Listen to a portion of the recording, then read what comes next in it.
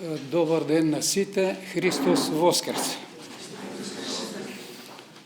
Еве според програмата на денешниот научен собир треба да го промовирам овој зборникот од минатиот научен собир, посветен, тоа биле првите Кирило-Методиеви научни средби, одржани на 23 мај 2024 година. Овие научни средби се организирани од Богословскиот факултет и Институтот за национална историја, кои што подпишале меморандум за соработка и од тој меморандум излегле овие научни средби. Сега на мене ми дадена таа чест да го промовирам овој зборник и ќе кажам понешто за секој од овие реферати кои што се застапени во зборникот. На почетокот од зборникот се поместени воведните излагања на архиепископот Стефан и на уредничката на изданието Маја Ангеловска-Панова, пошто следуваат рефератите на учесниците на минатогодишниот научен собир. Ангеловска-Панова во својот предговор прави краток преглед на минатогодишните реферати, додека архиепископот Стефан се осврнува врз делото на светите Кирил и Методиј, подкрепувајќи ги своите мисли со цитати од библиските книги, книжевните дела на словенските правоучители и литературните творби напишани за нивна богослужбена и житијна прослава од нивните ученици и последователи, меѓу кои особено се истакнува патронот на Македонската православна црква Свети Климент Охридски. Со своји реферати на минатогодишниот научен собир настапиле 6 професори, тројца представници на Богословскиот факултет, тоа се Дејан Борисов, Анета Јовковска и Виктор Недески, и по еден представник од Институтот за национална историја, Институтот за македонска литература и Институтот за македонски јазик, Митко Панов, Илија Велев и Елка Јачева Учар.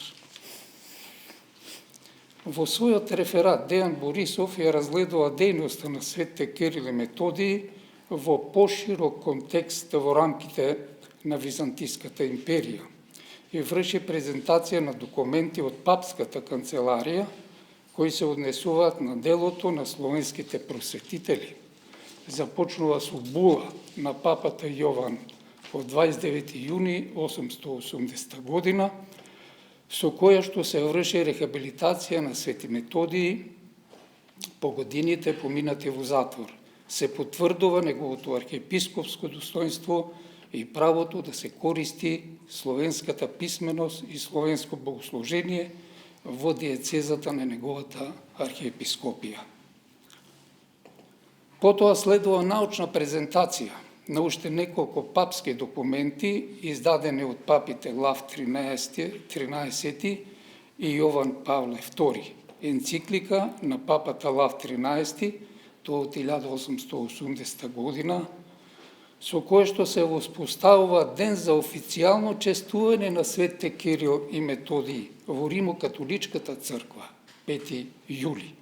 Апостолско послание на Јован Павле II, 1980 година, со кое што словенските просветители се прогласуваат за заштитници на Европа, и енцикликата на папата Јован Павле II од 1985 година по повод 1100 годишнината од упокојувањето на Свети Методиј.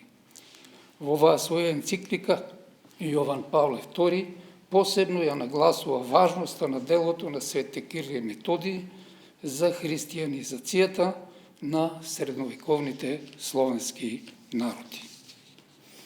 Митко Панов во својот реферат анализира некои современи состојби и тенденции во соседна Бугарија да се присвојува и бугаризира македонското историско минато, македонскиот јазик и македонското културно наследство, вклучувајќи го тука и делото на светите браќа Кирил и Методиј.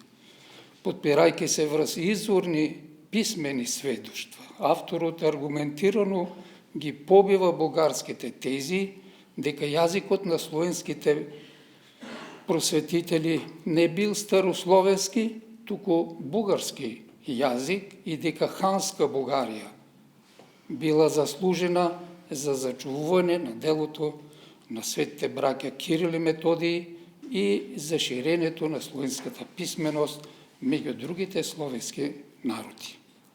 Панов посочува дека во читините и во химнографските книжевни дела, посветени на словенските просветители, како и во словата напишани за нивна прослава, секогаш се употребуваат термините словенски јазик, наш народ и слично.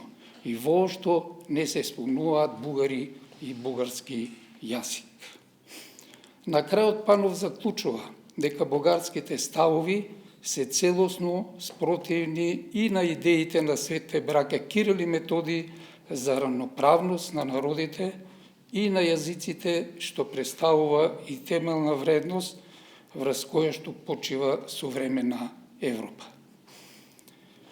Во својот реферат Илија Велев прави осврт врз почетоците на словенската писменост, обидите да се пишува на словенски јазик со помош на веќе постоечки азбуки, составувањето на првата словенска азбука глаголицата и формирањето на старословенскиот книжевен јазик.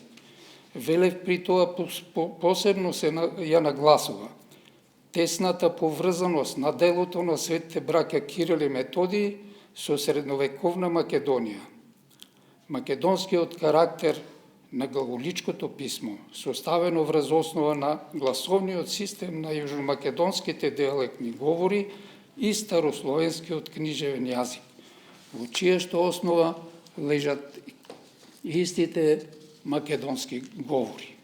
Покрај тоа, авторот се осврнува и врз настанувањето на глаголицата од аспект на нејзината графика, формирана од три основни елементи – крстот, триаголникот и кругот, кои што содржат во себе соодветна христијанска символика.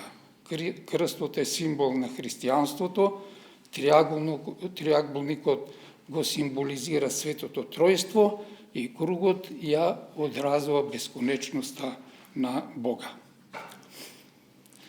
Елка Јачева Улчар зборува за македонските евангелски текстови, настанати во периодот од 11 до 19 век, кои нудат богат изворен материјал за проучувањето на историскиот развој на македонскиот јазик и македонските диалектни говори.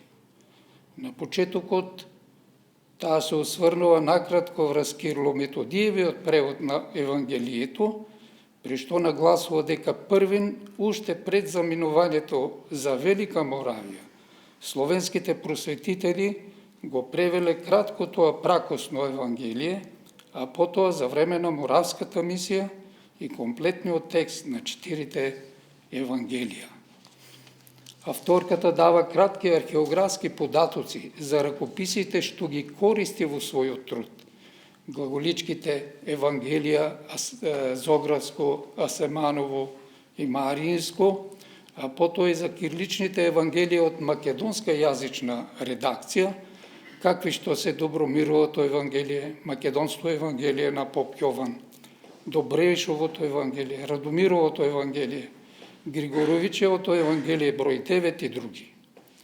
Во продолжение, таа пообширно се задржува врз Евангелијата пишувани со грчко писмо на македонски народен говор во текот на 19 век. А тоа се Куниковското, Колакиското, Тралиското и Бобошчанското Евангелие. Во вториот дел од своето излагање, авторката дава осврт врз спомнатите евангелски ракописи од фонетско-фонолошка, морфосинтаксичка и лексичка гледна точка. Во својот реферат Анета Јовковска зборува за влијанието на Кирило-Методиевото дело врз воспитно-образовниот процес кај словенските народи. Таа нагласува дека писменоста представува основа на образовната дејност и дека словенските просветители успоставиле нов воспитно-образовен модел, во кој што духовноста и образованието се неразделно поврзани. Со преводот на Библијата на другите црковни книги на словенски јазик, светите Кирил и Методий придонеле за духовната преродба и културниот развој на словенските народи од средновековниот период па се до денешни денови. Авторката посебно се осврнува врз дејноста на Охридската книжевна школа, како прв македонски образовен центар во рамките на Свети Климентовата црковна организација, ширенето на словенската писменост и книжнина од воспитаниците на таа школа, кој возможува создавањето на духовни и просветни кадри од местното население, за да се изгради свој образовен систем и своја автохтона црква со своји црковни книги и свое словенско богослужение. Во својот реферат Виктор Недески ги проследува појавата и развојот на култот кон светите седмочисленици во југозападниот дел од диецезата на Охридската архиепископија, односно во Бератската епархија. Тој констатира дека култот кон светите седмочисленици во оваа епархија се појавува кон крајот на 16-тиот или во почетокот на 17-тиот век, но конечно се затврдува кон крајот на 17-тиот век по заедничкото име ептаритми, односно седмочисленици. Авторот се осврнува врз изворите за проучување на овој така наречен бератски култ кон светите седмочисленици, заснован врз устното локално предание и писмената традиција, одразена во химнографските дела на охридските архиепископи Теофилакт, Димитри Хоматијан и Константин Кавасила, посветени на светите Климент и Наум Охридски.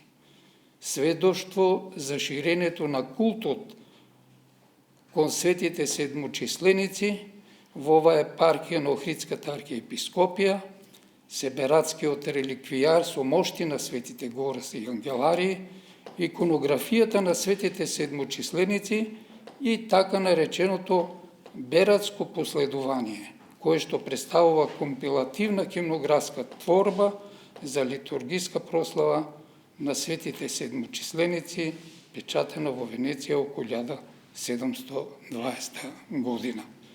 Обште впечатокот дека овој минатогодишен собир бил успешен, има добри реферати, содржајни реферати, така што јас кратко тука нешто кажав за нив. Оние кои што се интересираат повеќе за оваа проблематика застапена во рефератите, ќе можат од самите книги добро да прочитат, да се информираат повеќе отколку што јас кажав тука. Ви благодарам за вниманието и за трпението.